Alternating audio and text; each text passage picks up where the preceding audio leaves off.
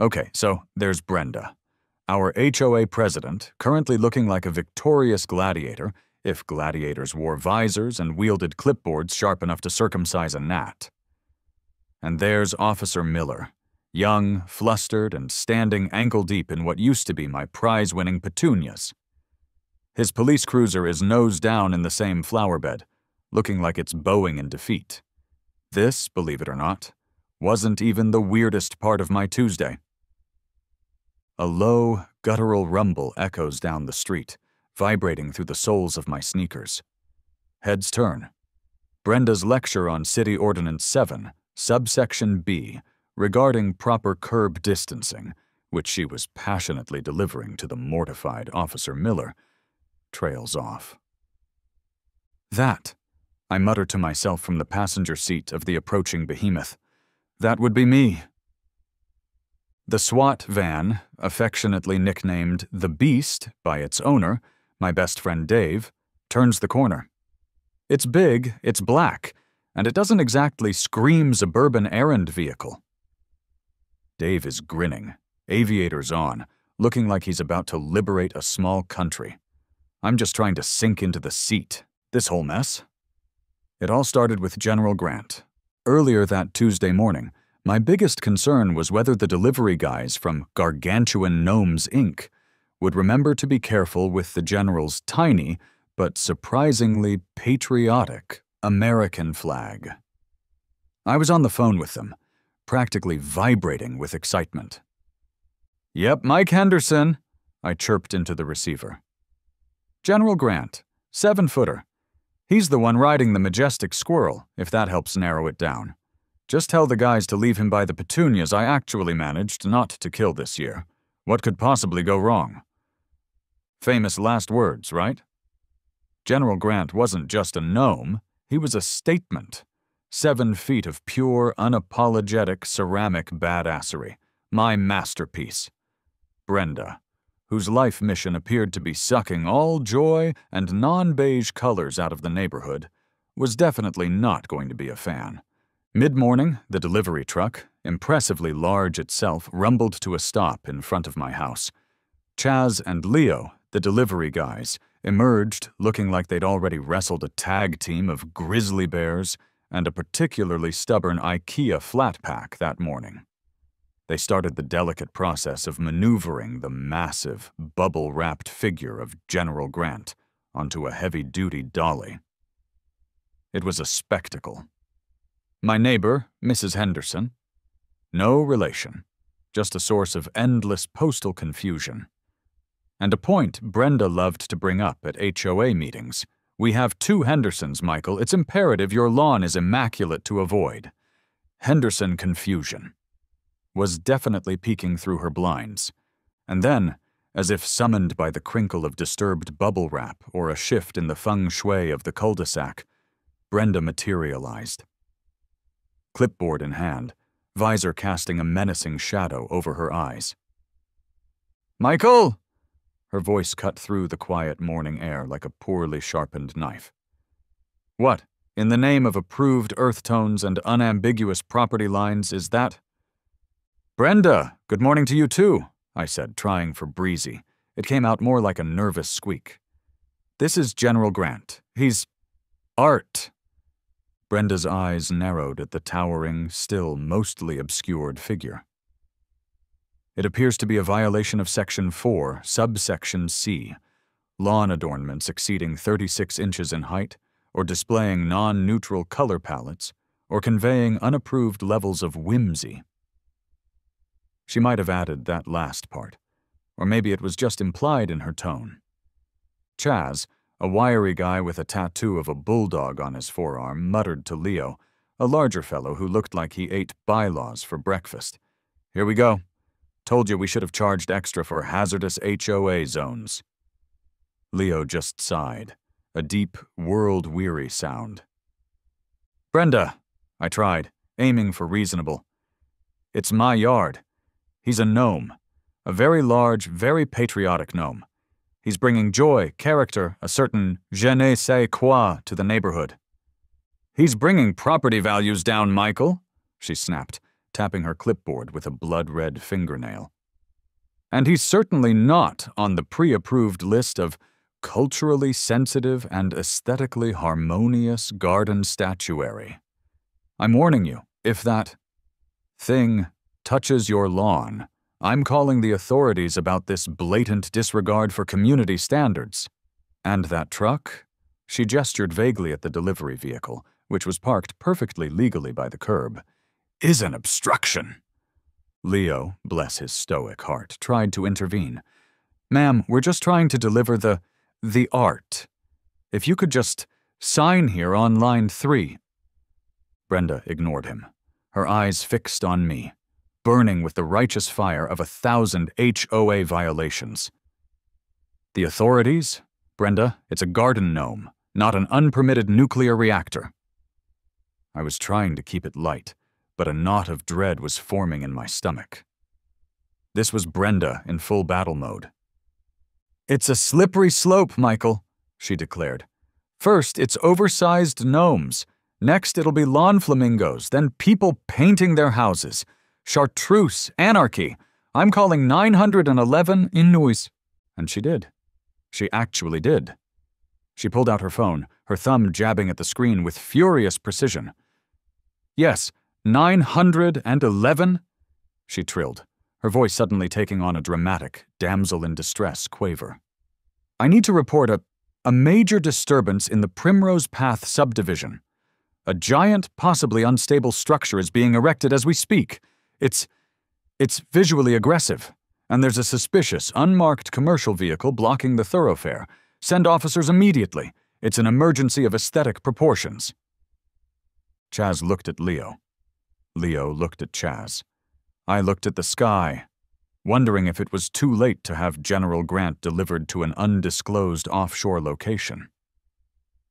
She knows this isn't a 911 emergency, right? I whispered to Chaz, who was now trying to discreetly edge the dolly holding General Grant further onto my driveway, as if proximity to my property line might offer some form of asylum. Leo shrugged. Dude, I once delivered a life-sized Bigfoot statue to a guy in a bathrobe who lived in a gated community. He paid extra for us to set it up so it looked like it was peeking into his neighbor's bathroom window. This is just Tuesday. Sure enough, a few minutes later, a cruiser pulled up. Officer Miller, who looked about 12, was driving. Officer Kowalski, who looked like he'd personally witnessed the rise and fall of the Roman Empire and wasn't impressed by either, was in the passenger seat. Brenda launched herself at them before they'd even fully stopped. Officers, thank goodness you're here! It was a masterclass in dramatic victimhood. She was pointing at me, at the partially unwrapped 7-foot figure of General Grant, who, to be fair, did look a bit imposing swaddled in plastic, and at the delivery truck. This man, she declared, jabbing a finger in my direction, is creating a hazardous visual distraction and flagrantly violating clearly established community bylaws. Officer Miller, looking overwhelmed, tried to get a word in. Ma'am, a garden gnome isn't exactly a criminal matter. It's about order, officer. Brenda cut him off, her voice escalating. It's about respect for the rules that separate us from people who put plastic flamingos on their lawns. Now, that truck needs to move immediately. It's impeding potential emergency vehicle access. What if there's a fire or a sudden outbreak of unpermitted lawn furniture? Chaz, who had been trying to patiently wait for an opening to just get his damn signature, sighed. We're trying to leave, lady, but you're kind of standing in the way of us, leaving. It all happened in a blur of suburban fury. Officer Miller, trying to navigate around the delivery truck, which Chaz was now attempting to slowly inch forward, was clearly flustered by Brenda's continued barrage. She was gesticulating wildly, explaining the sacred importance of unobstructed setbacks and visual harmony. In a move that would live in infamy in the annals of Primrose Path, Brenda, to emphasize a particularly crucial point about my exact property line, which she seemed to believe extended halfway into the street, stepped directly in front of the slowly moving police cruiser. Officer Miller, startled by the sudden appearance of an HOA president in his immediate path, yelped and tapped the brakes. The cruiser, perhaps as surprised as its driver, lurched awkwardly. There was a soft, sickening squish. The front right tire sank gently into my meticulously maintained bed of prize-winning petunias. The engine coughed, sputtered, and then, with a final, wheezing sigh, died. Silence. Officer Kowalski, who hadn't moved from his position leaning against the passenger door, spoke without turning his head, his voice a gravelly monotone. "Nice parking, Miller. Aimed right for the fluffies.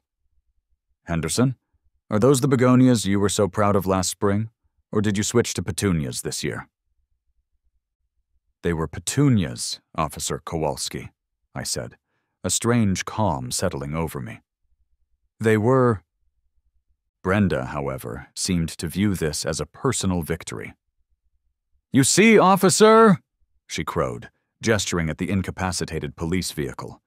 "Hazardous conditions everywhere. This is precisely what I'm talking about." Officer Miller looked like he wanted the earth to swallow him whole. My petunias were martyrs to the cause of HOA righteousness. General Grant, still half-wrapped, stood silent sentinel over the unfolding chaos. Okay, so the local constabulary was literally stuck. My prize-winning petunias were now a vehicular grave. General Grant was in suburban purgatory, halfway between the truck and his designated spot of honor.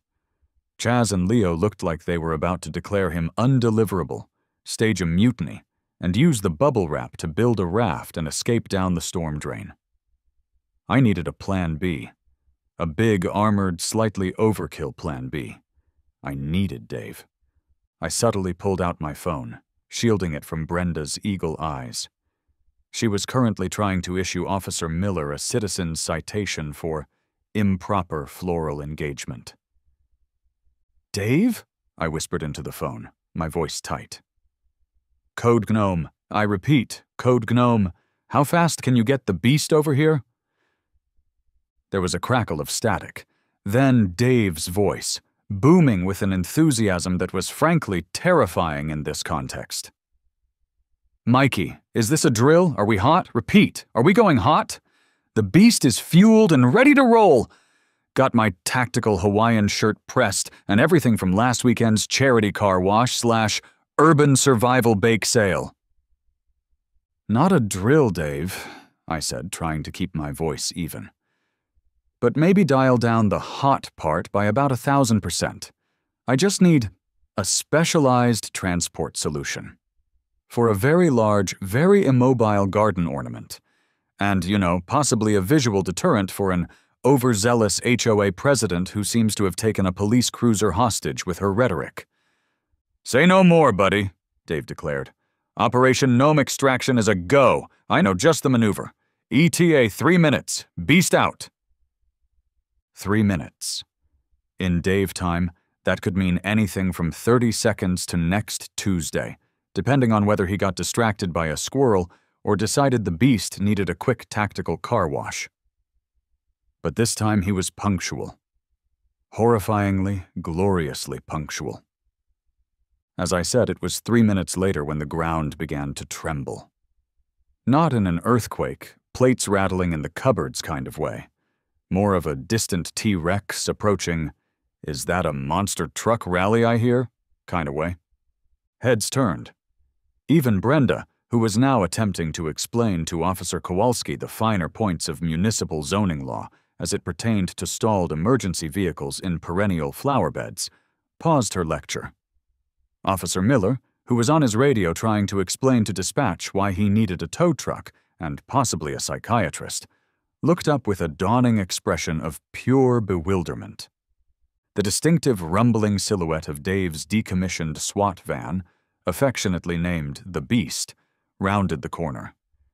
It's black, it's imposing, and it has Dave's Tactical Adventure Zone. We bring the fun to your conflict and kids' parties. stenciled on the side in surprisingly cheerful, bright yellow lettering. Dave was beaming from the driver's seat, his ever-present aviator sunglasses glinting in the morning sun. He was indeed wearing his tactical Hawaiian shirt, a horrifying explosion of hibiscus flowers and what looked suspiciously like mole webbing. A headset, which I knew for a fact was usually just connected to his 8-track player, was perched jauntily on his head. I was in the passenger seat, trying to project an air of nonchalant sophistication, as if arriving at a minor neighborhood dispute in a vehicle designed for urban warfare was just how I rolled on a Tuesday. I think I mostly looked like I was about to be sick. Officer Kowalski slowly, deliberately, took off his own sunglasses. He polished them on his uniform shirt, then put them back on, as if trying to recalibrate his vision to deal with this new level of suburban insanity. "Well, I'll be," he drawled. "Miller, you seeing this? Or did someone put something in my coffee this morning?" Officer Miller, his mouth slightly agape, just stammered, Is that a tank?" Brenda, for the first time since I'd known her, looked utterly speechless. Her clipboard hung limply at her side.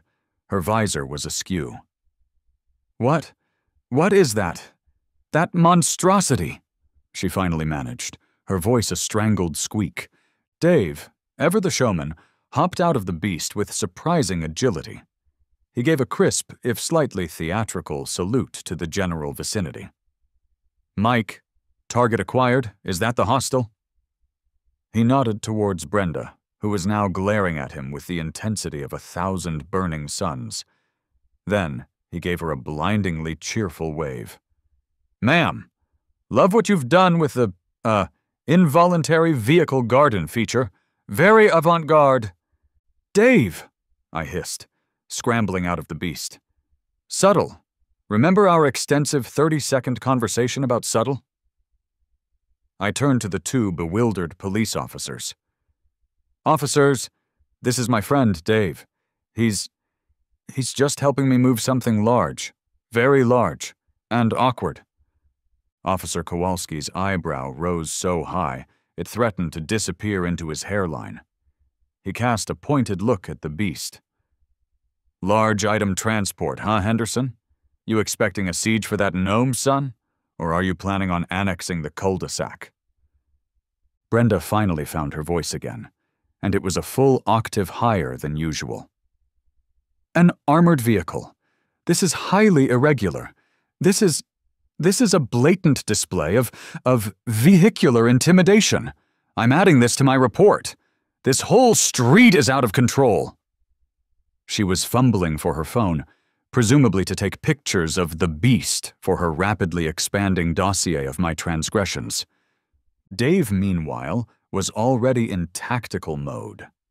He surveyed the scene, my beleaguered gnome, the bewildered delivery guys, the incapacitated police car, the apoplectic HOA president, like a 4-star general planning a complex amphibious assault.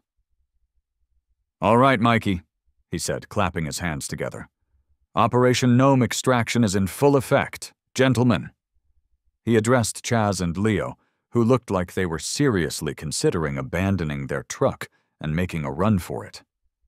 "We need to secure the asset, He started issuing orders, punctuated by a series of elaborate hand signals that I'm pretty sure he learned from a bad 80s action movie. To their credit, Chaz and Leo, after a moment of stunned hesitation, just went with it. I think they'd reached that point of bewildered acceptance where following the instructions of a man in a tactical Hawaiian shirt seemed like the most logical course of action. They looked more intimidated by Dave's sheer, unadulterated enthusiasm than they had by Brenda's HOA fury. With a surprising amount of coordination, given the circumstances, General Grant was carefully tilted, maneuvered with a series of grunts, mostly from Chaz and Leo, though Dave provided encouraging, if unhelpful, shouts of "Pivot! Pivot! Engage the core, gentlemen!" and slid with a final, decisive shove into the cavernous, shadowy back of the beast. It was a profoundly, magnificently ridiculous image. A 7-foot, squirrel-straddling, flag-waving garden gnome disappearing into the armored embrace of a SWAT van. "All right, boys, secure the package," Dave boomed, slapping the side of the beast triumphantly. "We wouldn't want any unforeseen aesthetic casualties on extraction." He winked at me. Leo, wiping sweat from his brow, muttered to Chaz, "This job description did not mention combat loading, or Hawaiian shirts with that many pockets." Brenda was practically vibrating with outrage. "This is an outrage, a complete and utter spectacle, transporting unapproved statuary in a weaponized vehicle. I'm documenting all of this. There will be fines. There will be strongly worded letters. There will be an emergency HOA meeting tonight." Officer Kowalski, who had been observing the entire operation with an expression of detached amusement, finally pushed himself off the cruiser.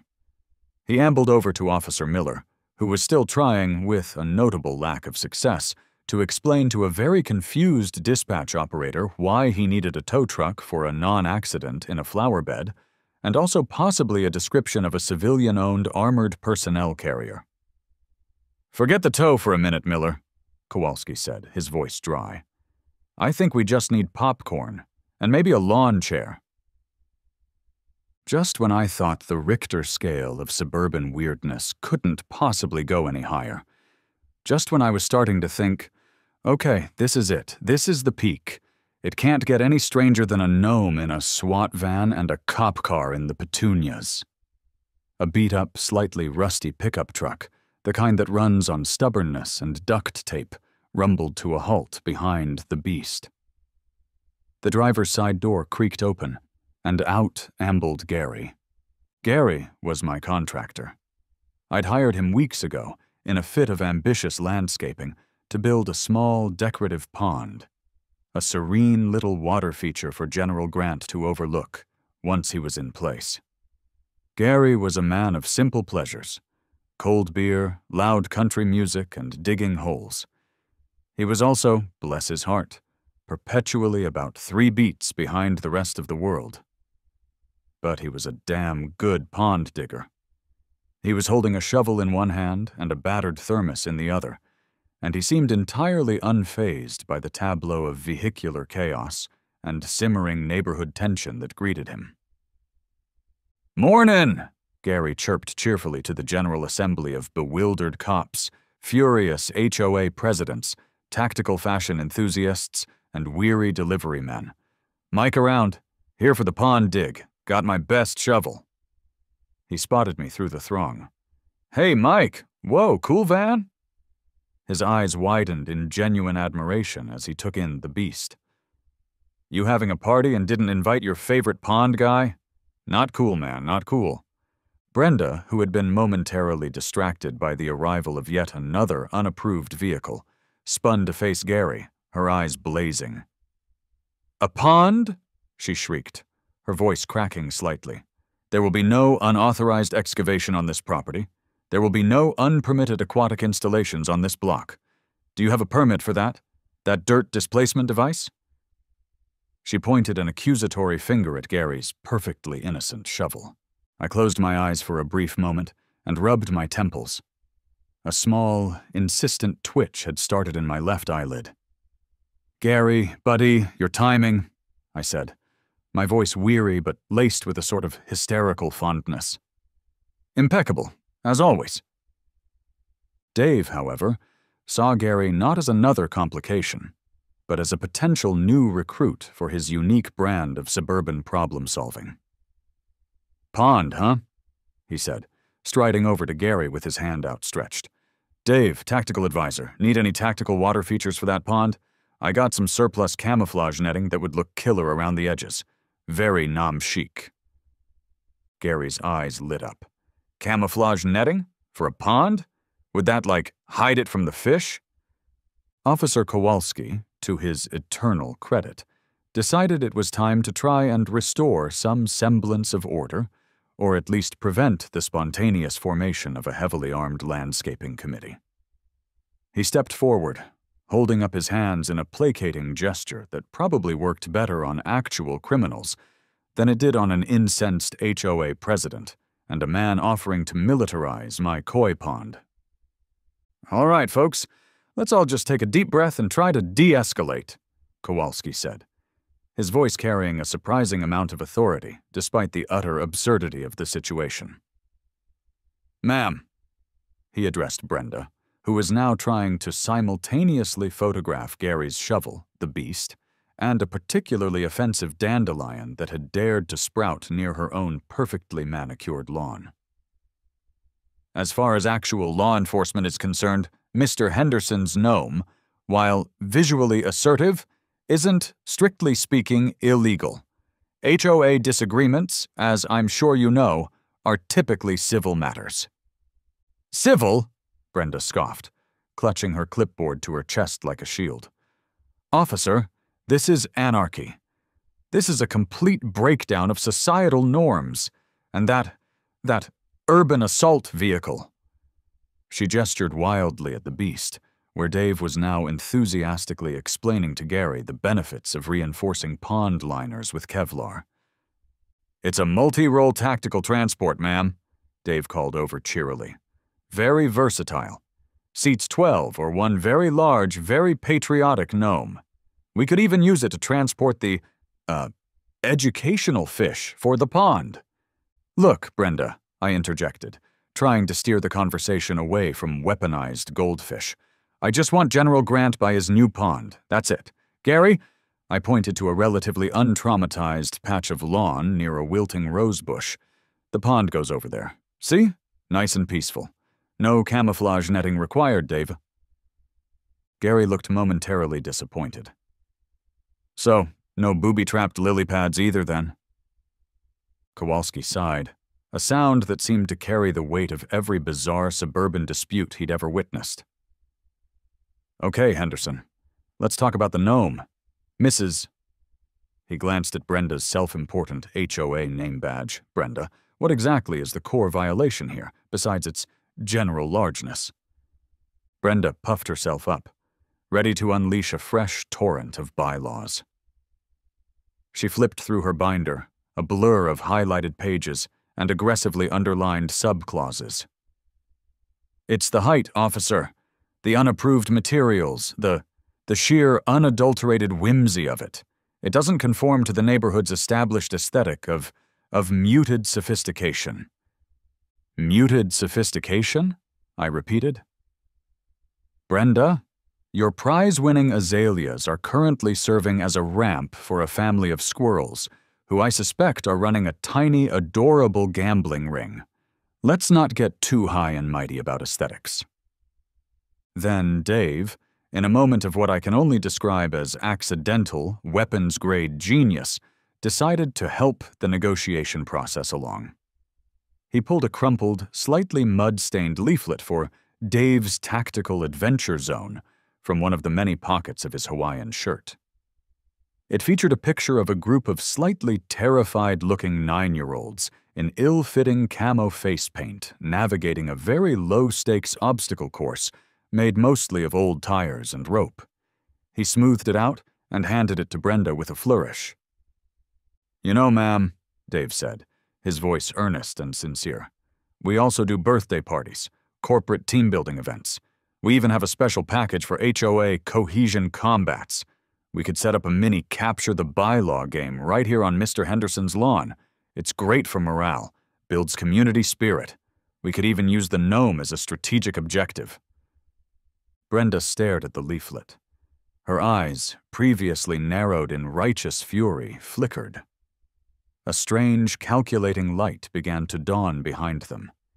It was not the amused dismissal Dave clearly expected.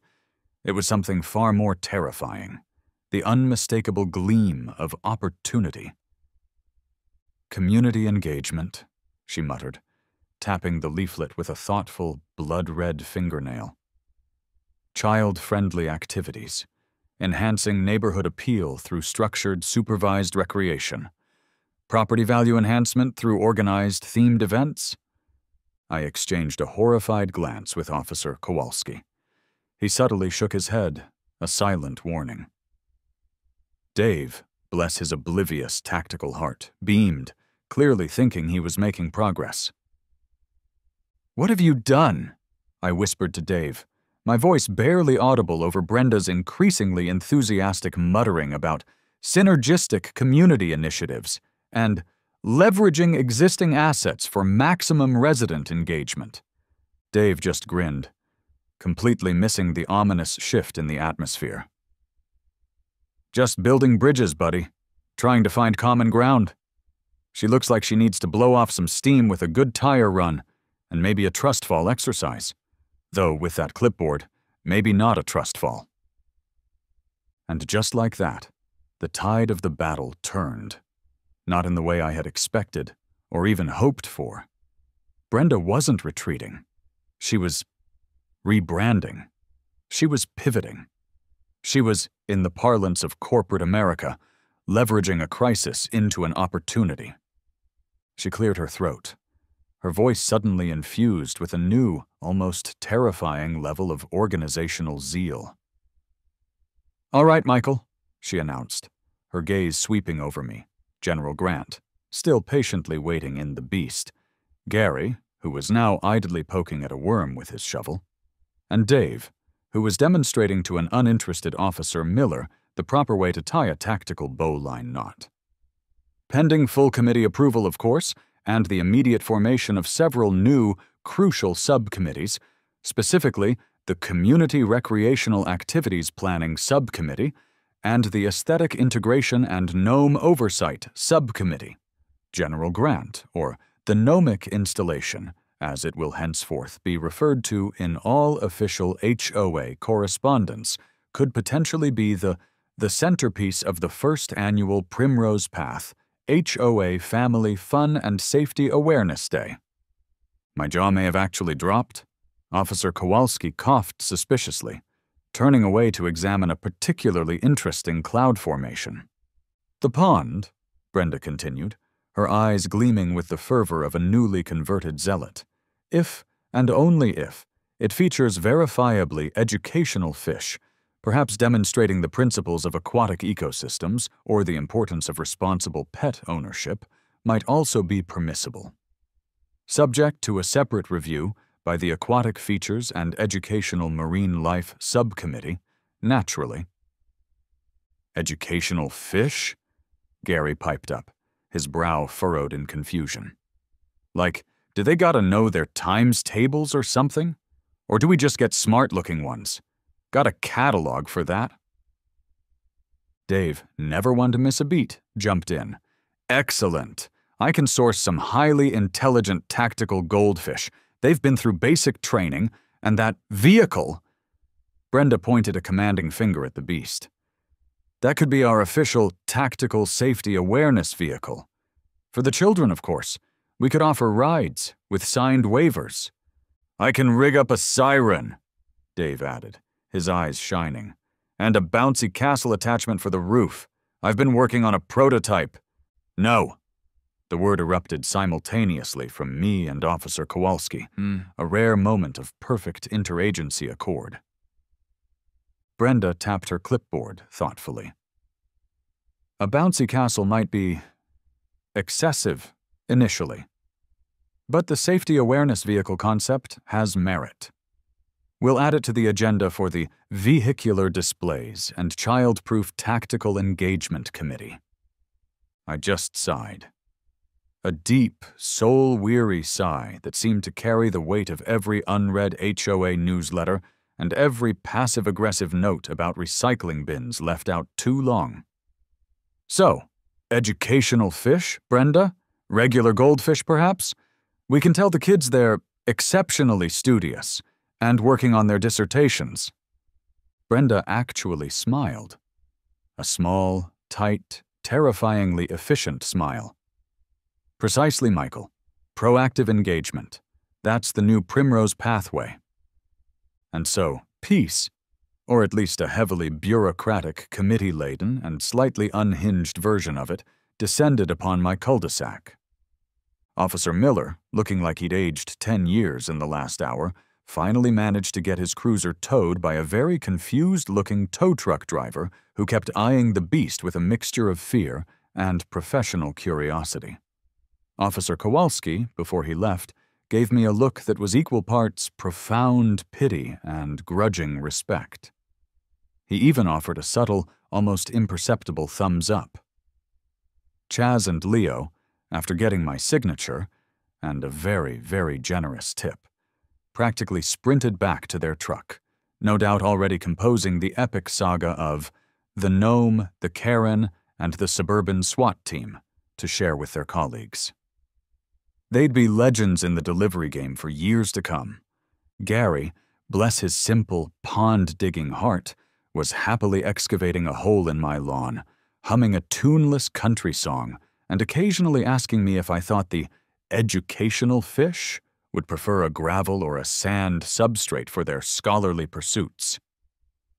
Dave, my tactical Hawaiian-shirted savior, was already sketching out plans on a napkin for what he called Gnome Defense System Alpha, which seemed to involve laser pointers, a small smoke machine, and motion-activated sprinklers synced to play Ride of the Valkyries.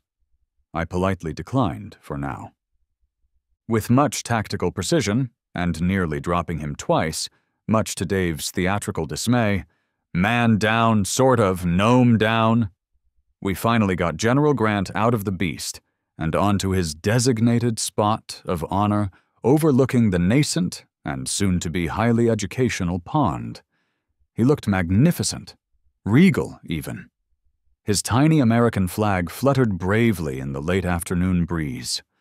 I patted his ceramic squirrel, a wave of exhausted satisfaction washing over me.